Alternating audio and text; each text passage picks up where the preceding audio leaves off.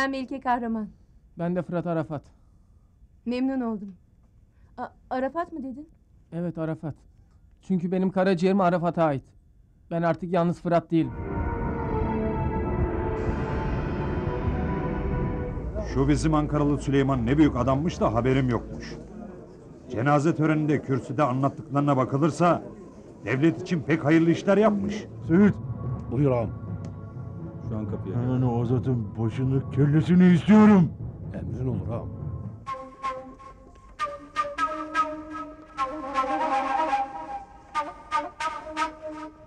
Kardeşim, ben bu resimdeki adamı arıyorum.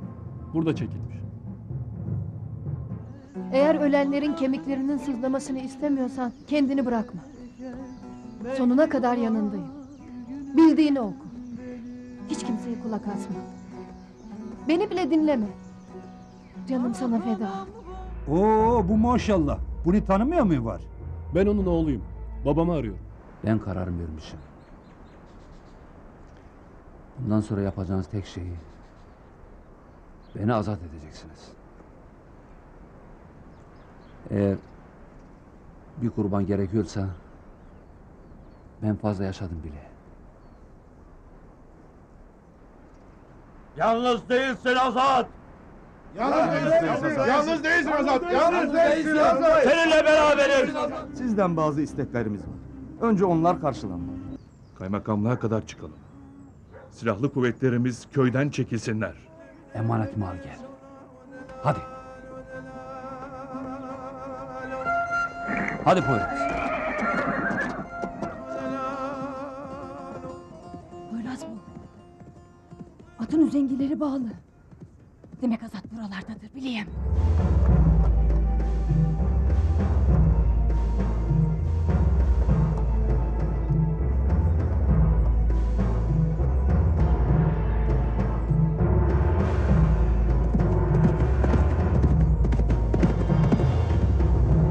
Velecel sale benda temel.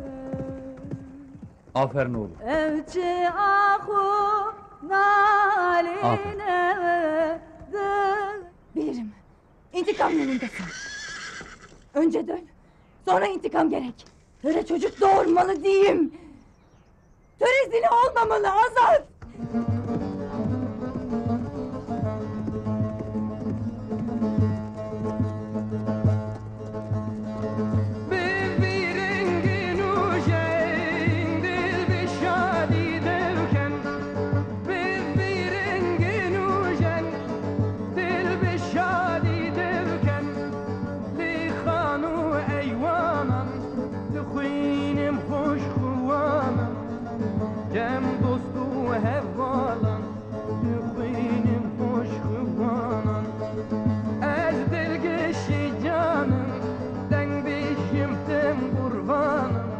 Leşkerim şu reşvanım, Roja Cengiz şervanım. Ez dilgeşi canım, den bişim tem kurbanım. Leşkerim şu reşvanım, Roja Cengiz şervanım.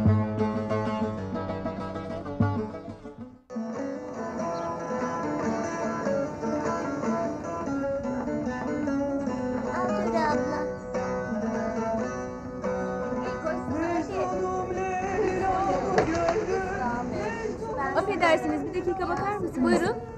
Töre Hanım'ı arıyorum da acaba nerede oturuyor? Ben çağırayım hemen.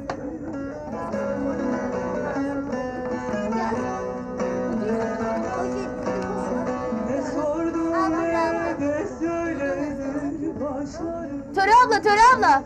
Ne var? Misafirlerin var. Misafir mi? Kimmiş? Gazeteci olduklarını söylüyorlar. Tamam, geliyorum.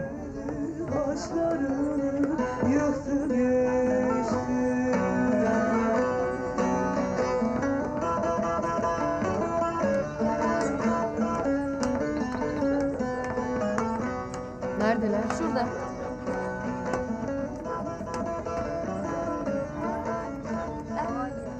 Peki senin adın ne? Ayşe. Ha? 5 yaşında. O da 7 yaşında. Tamam. Hoş gelmişsiniz. Hoş bulduk. Hoş gelmişsiniz. Ama buraya kadar boşa gelmişsiniz. Size anlatacak ve söyleyecek hiçbir şeyim yok. Ancak sizi misafir edebilirim. Tamam, bir çayını içebiliriz. Buyurun. Bizi bekler misin? Beklerim abla.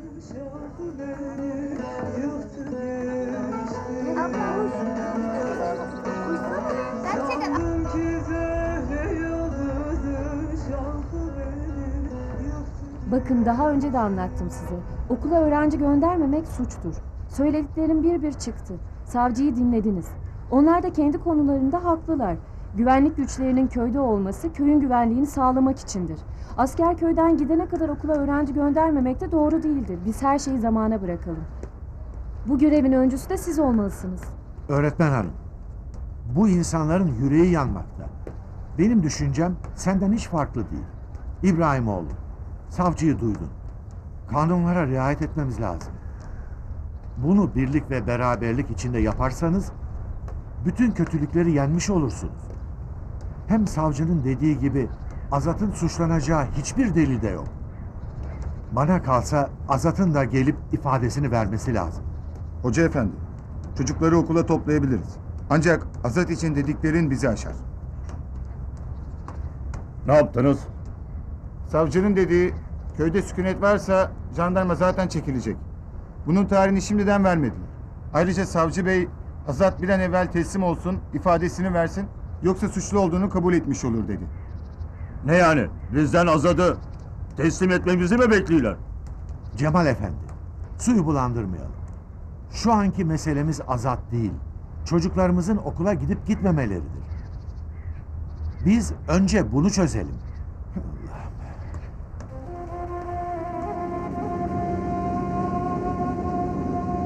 Bakın hoca efendi. Köydeki birliğin beraberliğin sağlanması için yaptığımız hizmetler inkar edilemez. Ancak ben yine de yeterli görmüyorum. Asıl önemli olan bundan sonraki yapacaklarımız. Savcı bey de kendi konumunda haklıdır. Köyde biz ne kadar sükunet hakim desek de çıkacak olan en ufak bir hadise herkesi incitir. Öncelikle Azad'ın teslim olup ifade vermesi gerektiğini düşünüyorum. Sizler gibi Azad'ı tanımıyorum. Ama herkes gibi ben de Azad'ın yaşamasını istiyorum.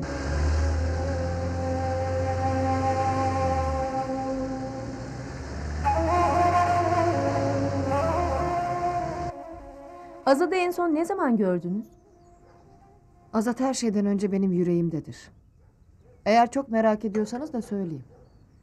Azat her zaman her yerdedir. Biraz daha dikkatli bakmanız yeterli. Onu nasıl tanıdınız? Azat'la tanışmam tren yolculuğuyla başlar. Ancak aile bağlarımız daha önceye dayanmaktadır. Hatırladığım kadarıyla 9-10 yaşındayken mezarlığımızda efsaneleşen Haneyn dramanın daha sonra Azat'ın hikayesi olduğunu tren yolculuğundan sonra öğrendim. Öğrendiğim kadarıyla sevdasını unutmaya çalışan Azad'ın karşısına sizin çıkmanız Azad'ı tekrar hayata bağlar. Ama düşünüyorum, köyleriniz Drajan'a çok uzak. Nasıl bu sevdaya tutuldunuz? İşte burada yanılıyorsunuz. Azat bana uzak olduğu kadar da yakındır. Çünkü o her yerde var. Halktan biri. Bölge köylerini gezin. Resimleri, fotoğrafları, onunla ilgili yazılar her yerde var. Ben sadece onun gönlünü kazandım. Ama bırakmadılar. Ama bırakmayanlar da bilsinler ki ne Azad'ın cesareti, yiğitliği, mücadelesi ne de törenin Azad'a olan aşkı bitmeyecektir. Azad'ı çok sevdiğiniz belli. Bu yüzden gerçekleri göremiyor olabilirsiniz. Yani siz Azad'ın suçlu olmadığına mı inanıyorsunuz?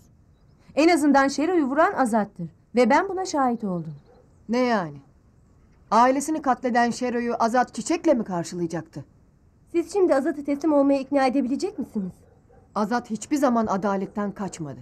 Kaçmayacak. Siz şimdi şöyle düşünüyorsunuz. İşte töre Azat'ı ikna edecek. Azad'a teslim ol diyecek. Beni düşün diyecek. Töre sensiz ne yapar diyecek. Bu aşk hikayelerinden çok dinledik. Çok gördük. Bizim aşkımız yüreğimizde gömülü olduğu gibi halkla da bütünleşecektir. Ben yiğidimin yanındayım. O haklı olduğu müddetçe de onu savunacağım.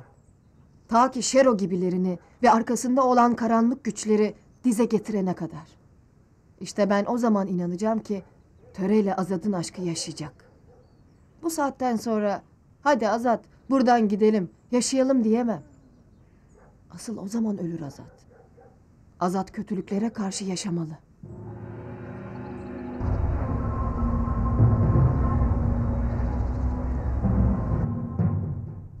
Sado, bu bacaksız kıza akıl verin. Ne edep kalmış ne terbiye. Bu yaştan sonra bununla uğraşamam. Çocuk aklıyla boyundan büyük işler yapıyor. Hem de bu ateşin içinde. Hastanede yatan soytarı zibidi bir hastaya gidip duruyor. Maşallah. O çocuk soytarı değil. Hem onun hakkında düşündüklerine katılmıyorum. Seni babama da söyleyeceğim. O çocuk benim arkadaşım. Vay vay. Küçük hanımı gördün mü Sado? Utanmadan ne konuşuyor? Tüh sıfatına. Maşallah maşallah. Çocukla çocuk olma. Tabii canım. Amcasının yeğeni. Amcası gibi aşk yaşayacak. Amcası gibi aşk yaşamasa olur mu? Senin bu aşk hikayelerin değil miydi bizi bu hale getiren? Herkesi bize düşman eden. Bak maşallah. O defterleri kapat. Ben kapatayım da biriniz bitirip biriniz başlıyorsunuz. Baksana. Aha yeğen amcayı geçmiş. Neyse. Siz aşk hikayelerini anlatmaya devam edin. Ben Şero ne durumda ona bir bakayım. Sen de sırıtma. Hadi git. Anneni al da git. Hem 2'de 1 de gelmeyin. Görüyorsunuz ki iyiyim. Peki amca.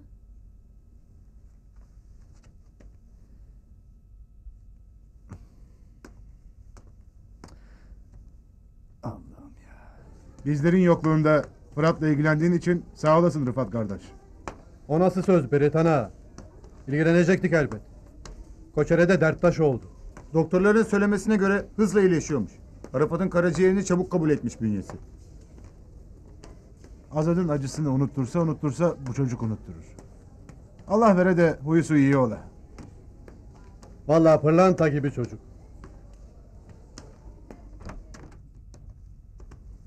Selamünaleyküm. Selamünaleyküm. Aleykümselam. Bak Fırat, Azad'ın en yakınları gelmiştir. Beretan ağayla Sarı İbrahim. Geçmiş olsun delikanlı. Sağ olasınız. Başınız sağ olsun demek bugüne kısmetmiş. Acınız tazedir. Ama yine de benim için buraya kadar geldiniz. Allah sizden razı olsun. Senden de razı olsun Fırat kardeş. Hem Fırat hem Arafat.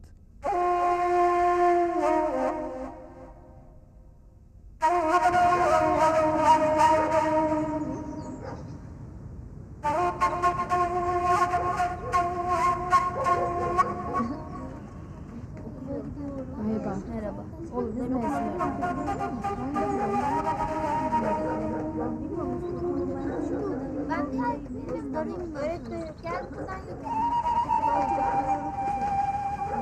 Öğretmen hanım, Zeynep'in evi işte bura. Elif ana, yeni öğretmen. Zeynep'i okula çağırıyor. Hoş geldin kurban. Hoş bulduk. Ben yeni öğretmen Yıldız. Memnun oldum. Çocuklarınızı okula bekliyorum. Benim elimde değil ki kurban. Bana kalsa al götür. Beyim bil.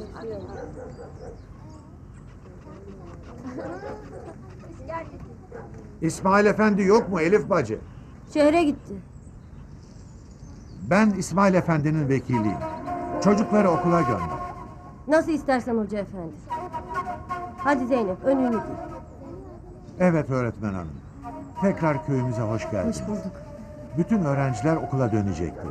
İnanıyorum ki Derya öğretmeni, Ceylan öğretmeni aratmayacaksın.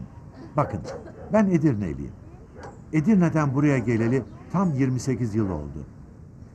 İlk görev aldığım yerde burası. Anlayacağın buralıyım. Bildiğim kadarıyla da ilk görev yeriniz. Eminim ki siz de buralı olacaksınız. Çünkü Drejan'ı ve insanlarını seveceğinize kesinlikle inanıyorum. Hadi buyurun gidelim. Hadi çocuklar. Hoca hanım, herkes çocuğunu gönderiyor. İşte bakın Sabri de yeğenini getiriyor. Aferin sana Sabri. Ne demek hocam? Söylemeye ne gerek var? Geldim ki yeğenim hazırlanmış. Sağ olun. Hoş geldiniz öğretmenim. Hoş bulduk. Öp bakayım öğretmeninin elini. Gel bakalım. Evet, devam edelim hoca hanım. Ha, bakın Şükrü de oğlunu getiriyor. Merhaba hocam. Merhaba. Öp bakayım oğlum öğretmenlerini. Evet hocam, biz devam Hadi edelim. çocuklar yürüyün. Hadi.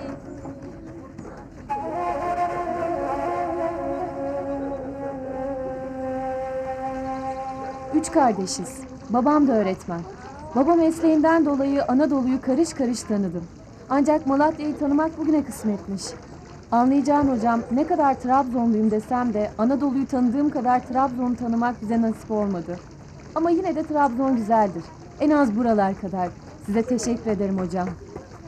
Yıldız Hanım, her sıkıntınızda mutlaka bana gelin. Her zaman yanınızdayım. Bizim görevimiz eğitmek ve okutmak. Birlik ve beraberliğimiz inanıyorum ki insanlık adına daha yararlı olacaktır. Buraya gelmem sanki bana geçmişimdeki acıların içindeymişim gibi geldi. İlk tanıştığım Zine ayağımın uğursuz olduğunu söyleyince kendimi suçlu hissettim. Ama görüyorsun ki bugün kapanan Hacı Ali'nin kapısını siz açtınız. Hadi, hayırlı dersler. Sağ olun hocam. Hadi çocuklar.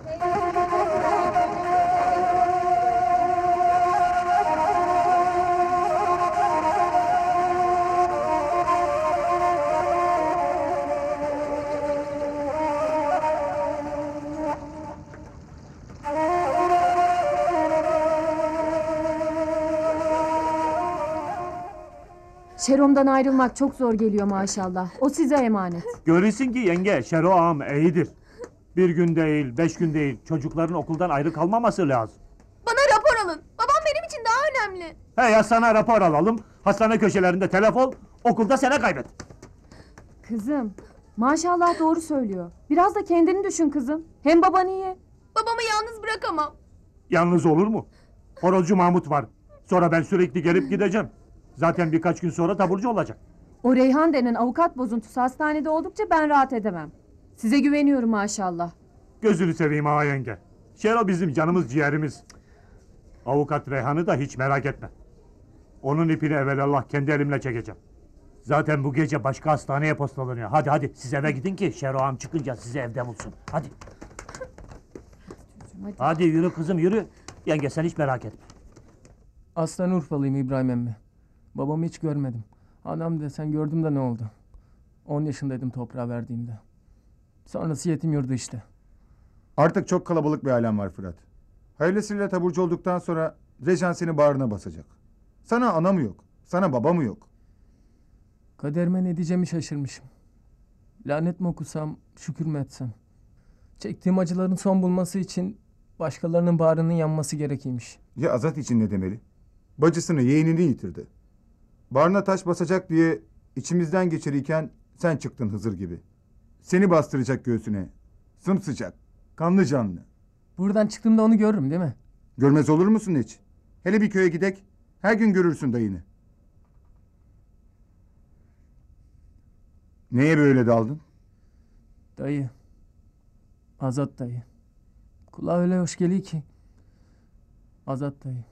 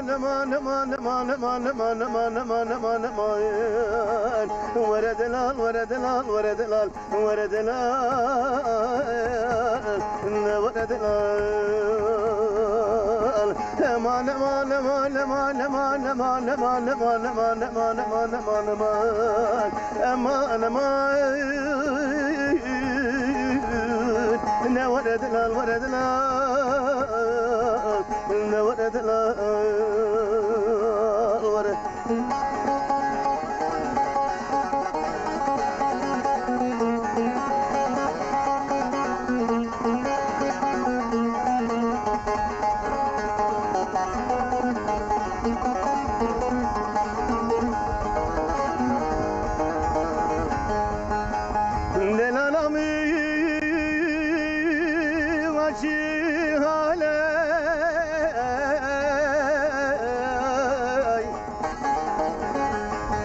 Aylarım acı derde Veredilal, veredilal Ve gürket Vaktle mine وردلال وردلال وردلال وردلال وردلال وردلال امان امان امان امان امان امان امان امان امان امان امان امان امان وردلال وردلال وردلال Güzel güzel uy uy uy uy hay hay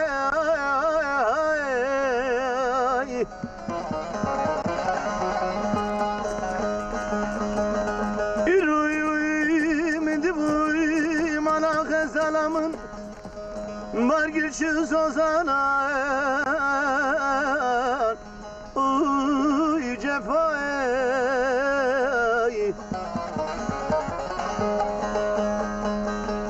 شفتي ويقولي دلم فربون هزالي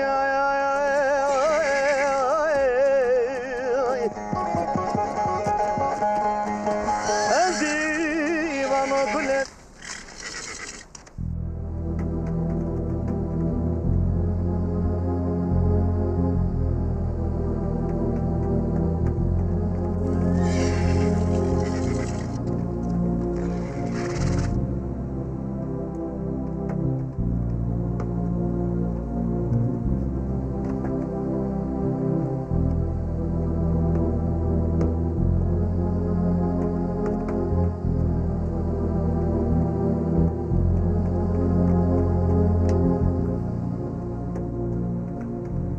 Nerede kaldın? Anca gelebildim.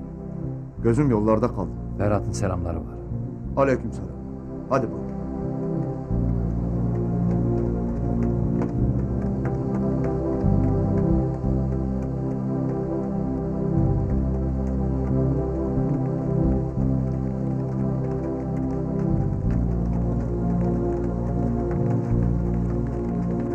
Hele sen buyur içeri.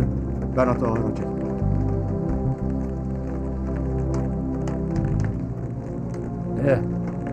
De oğlum hadi.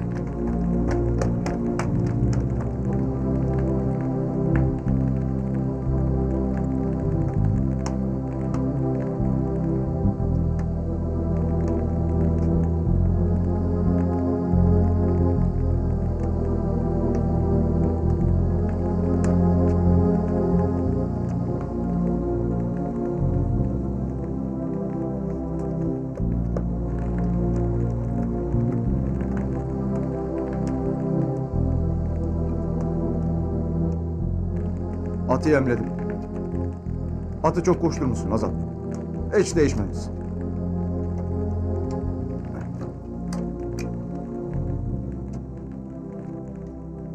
Suskunluğun cenazeye gelmedim diyeyse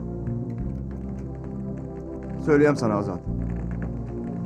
Bugün 5. günümdür mahpustan çıkalı. O da şartlı tahliye. Tekrar niye mahpusta olduğumu sormazsın herhalde. Başından geçenleri televizyonlardan, gazetelerden duydum. Aha da senin son haber. Sen gelmeseydin ben gelecektim. Artık yeter Azat. Düşünerek hareket etmemiz lazım. Son olayları bildiğim kadarıyla önce şu sahte parlamenterin davasından kurtulmak lazım. Mahkemelerden kaçmayacağız. Bütün arkadaşları toplayacağız. Ben bile zaman zaman senin kararlarına uydum. Ama şimdi karar hakkı bizim. Gözündeki pusu kaldırmalıyız. Aydın düşünüp aydın görmeliyiz. Bitti mi? Bitmedi, bitmeyecekti Azat. Benim için bitmiştir. Bitmiştir.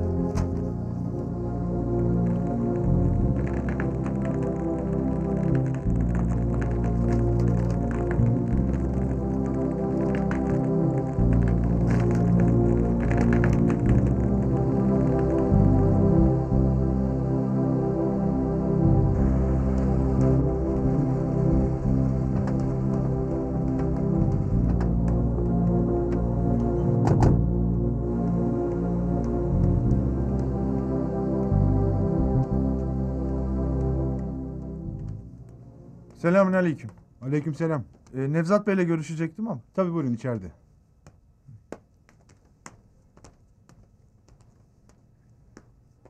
Hayırlı uğurlu olsun. Teşekkür ederim. Rica ederim.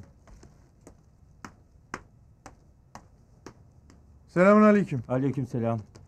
Hoş geldiniz. Hoş bulduk. Size maşallah sormaya geldim. En son hastanede siz ziyaret etmişsiniz. Öncelikle siz kim oluyorsunuz? Ben Turgut. Maşallah Cem'izoğlu'nun oğluyum. Benimle dalga mı geçiyorsun hemşerim? Bu arada Şeron'un maşallahıysa o hiç evlenmedi ki. Ayrıca hiçbir kadının da onu kabul edeceğini sanmıyorum. Benim aradığım maşallah bu.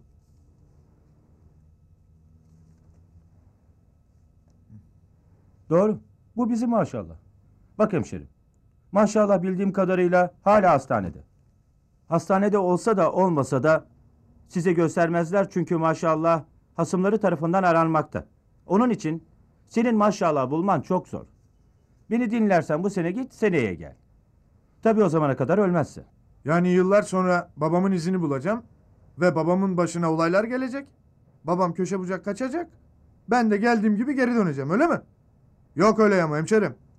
Bana babamı bulmam konusunda yardım edeceksin. Bizden zor şeyler istiyorsun. Hastanede petrol de yoksa sen çiftliğe git. Vay be. Babam ne bulunmaz kumaşmış. Vallahi doğru söylüyorsun beyim. Babanı hep kumaşçılarda aradık.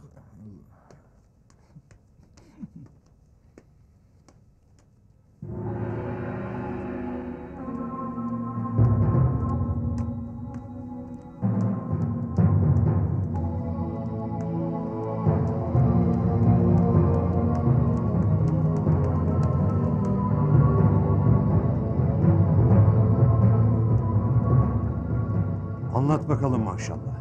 Nedir dilinin altındaki? Hastanede bir hastaya karaciğer nakli yapılmış. Bil bakalım nakledilen karaciğer kime ait?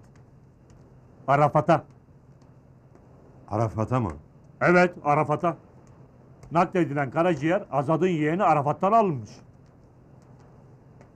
Peki nakil yapılan hastayı Azat tanıyor muymuş? Hayır, tanımıyormuş. Yurttan kimsesiz bir çocukmuş hasta. Desene, terminalde bir can alırken bir garibana can verdik. Aslında benim kitabımda kadına ve çocuğa kurşun sıkmak yoktu. O beni fazlasıyla üzdü. İstemeden hedef şaştı. Asıl hedef Azat olmalıydı. Doğru değilsin Mahmut ağa. Bak kendi payıma benden her türlü namussuzluk beklenir. Benden daha namussuzunu tanımam. Ama benim hayatımı 2 kez kurtaran, beni Azad'ın elinden alan o kadıncağıza ve Arafat'a çok üzüldüm. Olan olmuş. Olan olmuş ama bu affedilmez bir hata maşallah. Neyse, asıl meseleye gel maşallah. Şimdi nefesini tut, beni dinle Mahmut ağa. Bu nakil işini onaylayan Azat. Polis her yerde fildik fildik Azat'ı ararken Azat elini kolunu sallaya sallaya hastaneye gelip yeğeninin karaciğer nakline onay veriyor. Çıkar şu dilinin altındakini. Gene ne Hinoğlu illik düşünüyorsun maşallah. Bak dinle Mahmut ağa. Ben Azat'ı tanırım. Azat hastaneye gelecek. Yeğeni Arafat'ın karaciğerini verdiği bu hasta kimsesiz çocuğu mutlaka ziyaret edecek. Bence polis Azat'ı uzakta değil, yakında. Buralarda aramalı. Belki de biz burada bunları konuşurken o buralarda bizi gözetliyordur.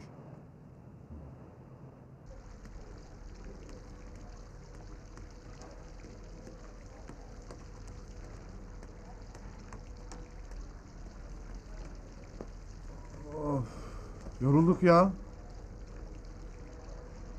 Yani beyim, bu akşam Şeron'un fotoğrafını orada asılı gördükten sonra şimdi inandım Komiser Colombo'yu geçmişsin. Pes yani. Ne yani? Şimdiye kadar beni tanımadın mı? Yok canım. 35 senelik babanı bugüne kadar bulamadığına şaşırıyorum. Bana bak. Hem nala hem mıha vurma. Kafama attırma, seni hemen postalarım. Ne demek beyim? Seninle beraber ölmeye gelirim. O zaman fazla konuşma. Aramaya yarın hastaneden başlayacağız. Ulan Fehmi, babamın izini bulduk. Adresini de bulduk. Ama her gittiğimizde yanlış adres buluyoruz. Şundan olabilir beyim. Bizim kokumuzu aldı ve bizden kaçıyor. Ne demek istiyorsun? Hani olur ya, annen yıllar önce terk etmiş, senin onu öldüreceğini sanıyor. Sen fazla konuştun, hadi kalk yatalım artık.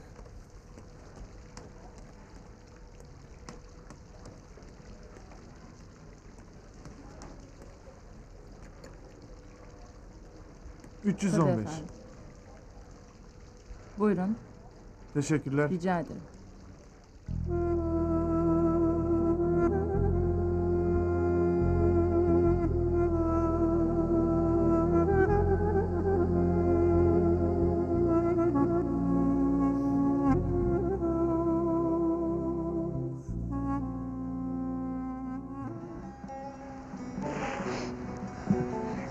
Ne istediler bunlar bizden?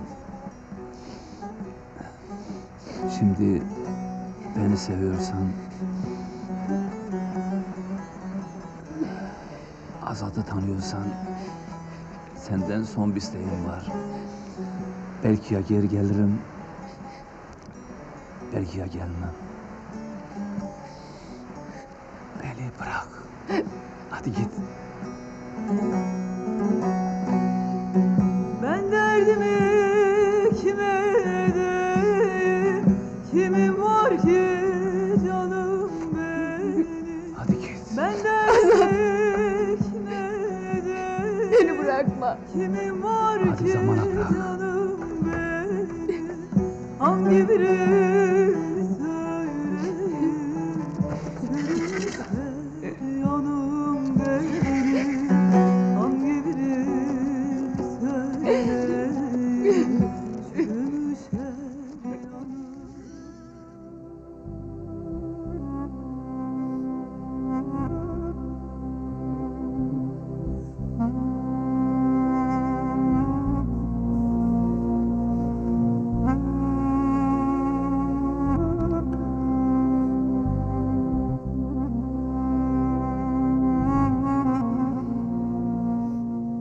Ben kararımı verdim. Sensiz gülmektense seninle ağlamaya, sensiz yaşamaktansa seninle ölmeye hazırım.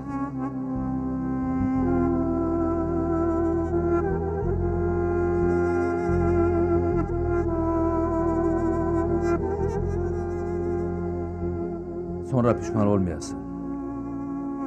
İyi düşün.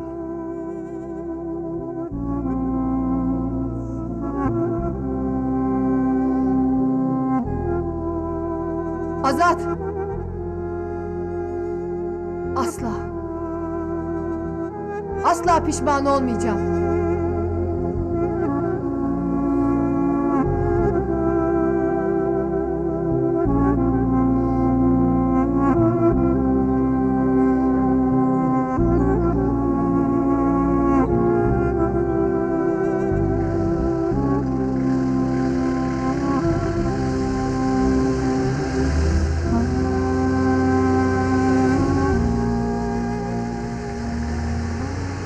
Artık Fırat'ın merak edilecek bir şey yoktur.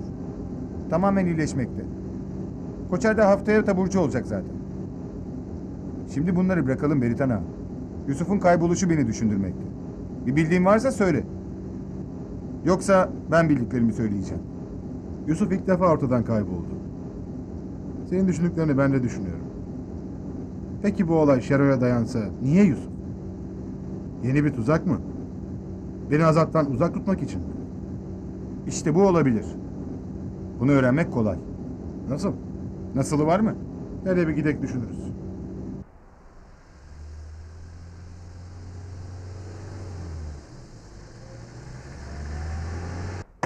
Ya satarım, bal satarım, ustam ölmüş ben satarım. Ya satarım, bal satarım, ustam ölmüş ben satarım. Ya satarım, koydu hadi. Tavşan kaç, kazı tut, tavşan kaç, kazı tut, tavşan kaç, kazı tut, tavşan kaç, kazı tut, tavşan kaç, kazı tut, tavşan kaç, kazı tut, tavşan kaç. Dede hoş geldin. Merhaba. Hoş geldin. Hoş geldin dede. Ne oldu dede, bir gelişme var mı? Hastaneden sonra en son Beritan'ın dükkanına uğramış. Fakat düşündüğüm bu Hıdır cenazelerden beri kayıp. Beritan'ın kardeşi Yusuf'la beraber kaybolurlardı. Yusuf cenazede olmazdı. Çünkü Yusuf'u cenazede gördüm. Dede içindekini bize söylesene. Her şeyi biz de bilmeliyiz. Derdine ortak olmalıyız. Hıdır aramızda büyüdü. O hepimizin öksüzüdür. Polise, jandarmaya haber vermek lazım. Bakın telaşlanmayın. Polisin, jandarmanın haberi var. Baba hala Yusuf da mı kayıp? Evet kızım, Yusuf da kayıp. Baba bildiğin bir şey varsa köylüden saklama. Hepimiz bir aileyiz. Benim güzel baba. Herkes bilir ki düşmanımız yoktur. Ama bazen komşunun düşmanı komşuya da düşman oluyor. Ne dediğimi anlıyor musun baba? Hıdır'ı hiç başka yerde aramayalım. Tamam kızım. Suyu bulandırma. Bunu cemaatle değerlendireceğiz. Şu an ne konuşsak erkendir. Hadi.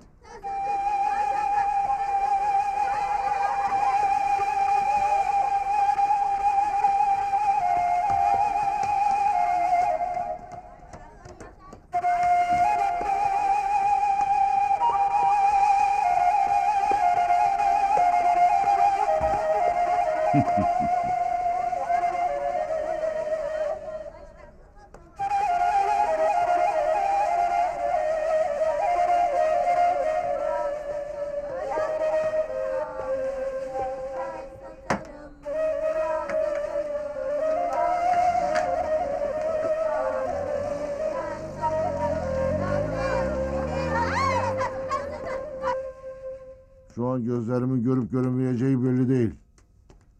Düşünceniz, planınız nedir? Önce benim için gözlerim. Gözlerin görecek Şero. Doktorların raporları bu doğrultuda. Azat hakkında gelen son bilgileri sıralıyor. Artık bu doğrultuda hareket et. Çünkü ben hareketi başlattım. Nasıl bir hareket başlattınız? Azat'ın 2 yakını var. Dede kızı Töre Ve can yoldaşı Berita. Hıdır Cebrail dedenin bakmakta olduğu bir yetim. Yusuf'sa Berita'nın kardeşi. Bu ikisinin elimizde olması Azat'ın elinin kolunun bağlanmasına yeter de artar bile.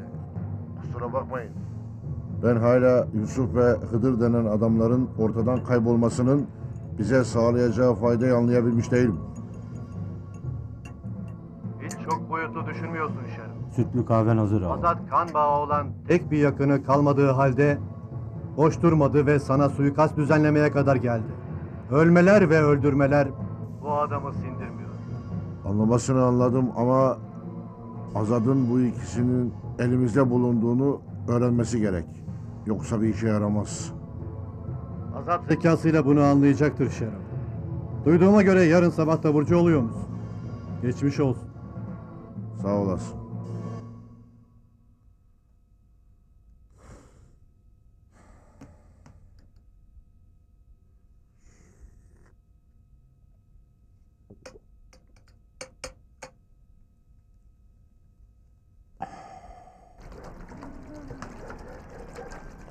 Kolay gelsin. Sağ ol. Hıdır'dan bir haber var mı? Hiçbir haber yok bildiğiniz gibi. Sizin bulaşığınız bitmez. İzin verin de suyumu doldurayım. Gel buyur.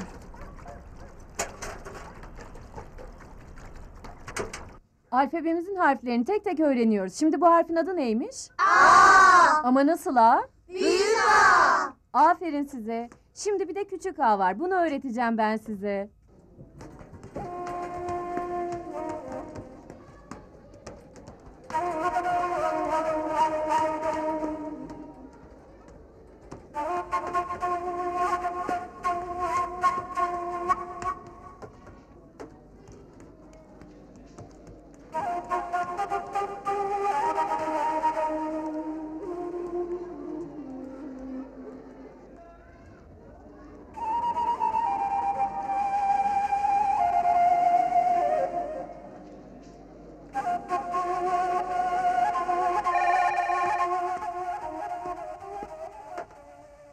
Alo, Alo, kimle görüşüyorum?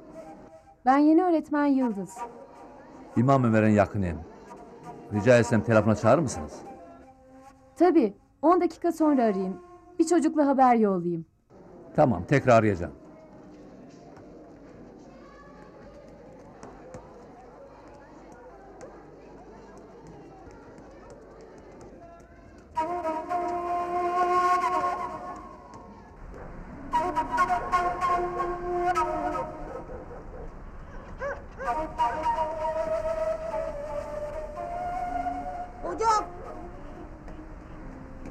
Hocam öğretmenimiz dedi ki telefonu var acele gelsin. Tamam yavrum, hemen geliyor.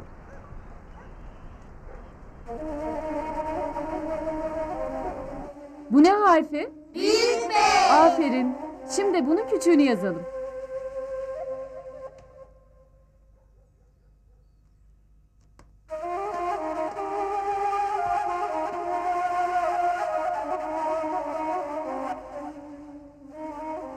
Çocuklar, siz bu tahtadaki harfleri deftere yazıyorsunuz. Ben gelene kadar gürültü yapmıyorsunuz, tamam mı? Tamam.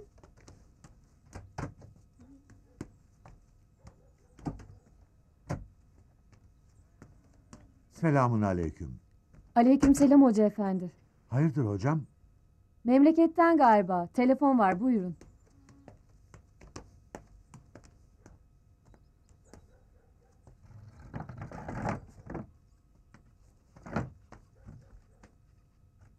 Hocam nasıl gidiyor?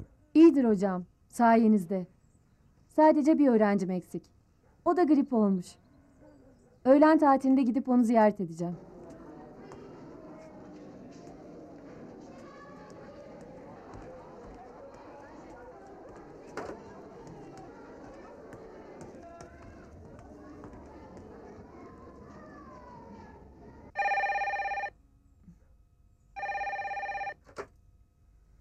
Alo, Alo Ömer Hoca geldiler mi? bir dakika. Alo, ben Ömer Hoca. Alo Ömer Hoca. Ben Azat. Öğretmene belli etmeyesin. Tamam, dinliyorum. Hocam şimdi sana bir adres vereceğim. Bizimkilere bildiresin. Olur. Şimdi beni iyi dinle.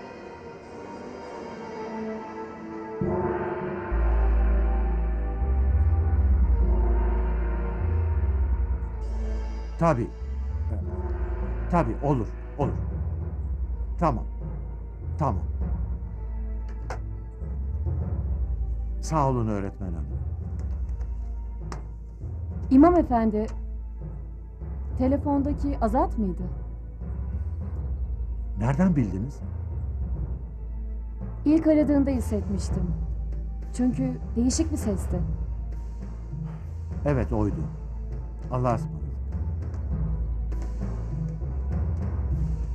Bu Azat kim acaba? Umarım yakalanmadan tanımaya fırsatım olur.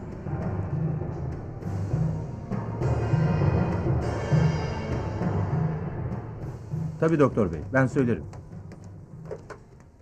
Hayırdır? Ziyaret saati değil. Kardeş Ankara'dan geldim. Babam hasta burada. Olabilir. Her Ankara'dan geleni hastaneye bırakırsak işimiz iş. Hem senin hastan kim? Maşallah Camızoğlu. İşte şimdi dur. Ne oluyorsun sen Camızoğlu'nun? Oğluyum. Sen şimdi sorgu memuru musun? Bırakacaksın mı bırakmayacaksın mı? Bıraksam da boş, bırakmasam da. Baban gitti. Nasıl gitti? Nasıl gitmedi ki? Geldi, dayak yedi, gitti. Hem de ne dayaklar yedi. Bu ne diyor beyim? Hemşerim benimle dalga mı geçiyorsun? Ne dalgası kardeşim? İnsanlar bunlardan uzak kaçarken sen yakınıyım diyorsun. Aklın varsa ne ara ne sor. Bunlara yakın olan Allah'a uzaktır. Anlayacaksın, taburcu oldu senin baban. Allah Allah. Bu ne iştir? Gene bulamadık. Hadi gidelim bari. Ne insanlar var ya. Camızoğlu akrabasıyım diyor. Şuna bak. Bunun işi de zor ama.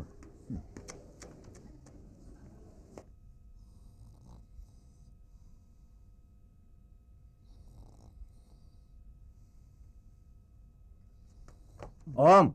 Ağam uyan! Ağam sana çok önemli bir haberim var ağam! Burada da mı beni buldun? Hiç uyumayacağım mı? Biraz kestireyim. Ağam sana söyleyeceğim çok önemli ağam! Bak Azat'tan haber verme. Ölmüş olsa bile haber verme. Tamam bilim şerefde sabahla Burcu. Hadi git de bırak biraz kestirem. Ağam! Sana başka bir haberim var ha! Oğlun olduğunu söyleyen biri ortada dolaşıyormuş. Hastaneye kadar sızmış. Ulan sen ne diyorsun? Azat. Azat. Azat'ın oyunları. Şero. Şero'yu yalnız bırakmayalım. Ulan düş önüme. Hadi yürü.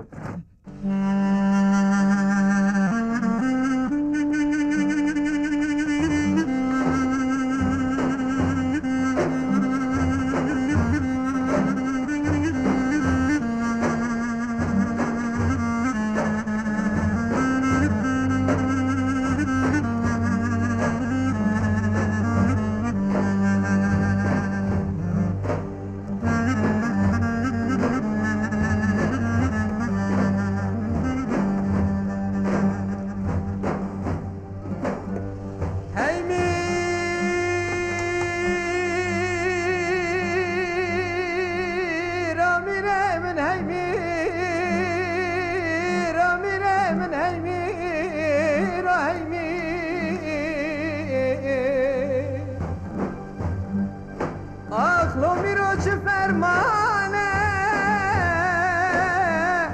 फरमाने लसर सरे मेरा करंदी सा फरमाना मिराने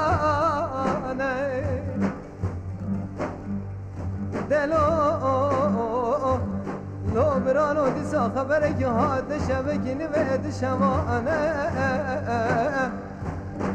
از کتم نوا دریا کلان و غمارونی که مدا کمون اوره رشو تایی گتی میشه دومانه دیسا دمجه مراد بهریم بیل ببیل ده قلبی رو پله دی روکانه لهب جبيانه كومي قران كل شيء شيء قرانه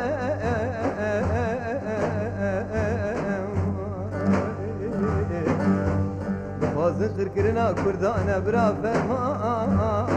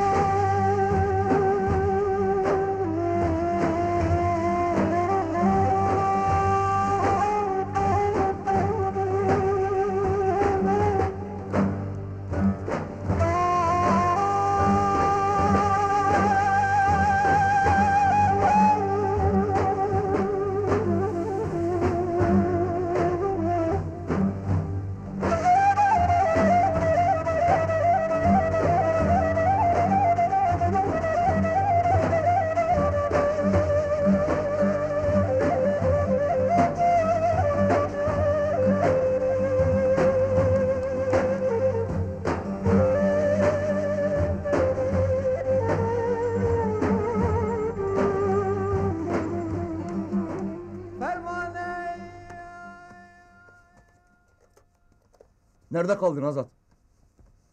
Geç de olsa geldi ya. Sana daha evvel de dediğim gibi. Biz kararımızı verdik. Bir Zaza bizimle hemfikir değil. Çünkü o da senin gibi hiç akıllanmadı. Ben sizinle hemfikir değilim demedim. Eğer biri mahpus yatacaksa, eğer biri bir suç işleyecekse, o kişi benim. Mesele benim kardeşim Yusuf'un meselesi değildir. İnanayım ki Yusuf'u götürdükleri gibi geri getireceklerdir. Getirmeseler de karar verdiğimiz gibi biz getiririk. Onların Yusuf'u elinde tutmalarının nedeni bizimle anlaşmaya varmak içindir. Hangi anlaşma? Benim kadar bunları tanıyor musunuz?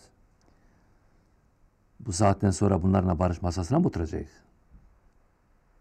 Yo barışla beraber Şero da iyileştiğine göre seçimler de yaklaştı. Ona seçimlerde yardımcı olup seferber olup sonra milletvekili yapak. Geldiği yere gitsin. Benim ve arkadaşlarımın sözü para edecekse ne seni dinleyeyim Azat ne de seni Zaza. Beritan Şero'yu vuran kişiyi ayarlamış. Dava öyle sulh olacak. Yusuf'a gelince kısasa kısas.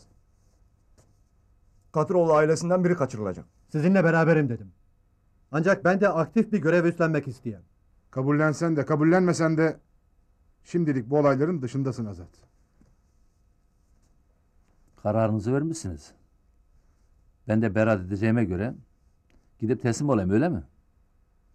Sizi anlayayım. Teslim olursam en azından yaşarım diye düşünmüşsünüz. Demek halen Azat yaşıyor ha.